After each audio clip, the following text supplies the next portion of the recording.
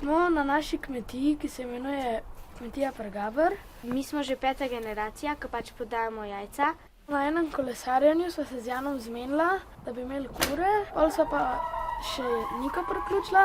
To smo pa se zmenili zato, da bi dobili malo več denarja. Do teh kokoši smo pa prišli s mesečno žepnino, smo pa pol kupili teh 15 kokoši, vsak 5. Danes jih imamo 60. Zraven je pa prišla še babi, zato da nam je pomagala, ker bi težko sami otroci. Kokoši so zelo pač take živali. Včasih te tudi kaj ugriznejo, mene so že ene, tako 2-krat, so zelo živahne. 2-krat na teden ima en kokoši, jih vsak dan nakrmimo, na teden ali 2 skidamo. Tamle imamo krmilnico za jajca in potem poberemo, jih nesemo v nek prostor in jih tam počistimo. Včasih se skrigamo, gre kdo na počitnice in pa kdo v kure rihtu. Najraje jajca pobiram.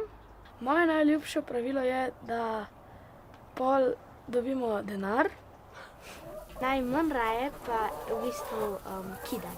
Nisem še dovolj močna, da bi to delala, ker je zelo težko pravilo. Se kdaj kaj igramo in pol se spomnim, da jih imam danes jaz in jih moram iti pol zrihtati.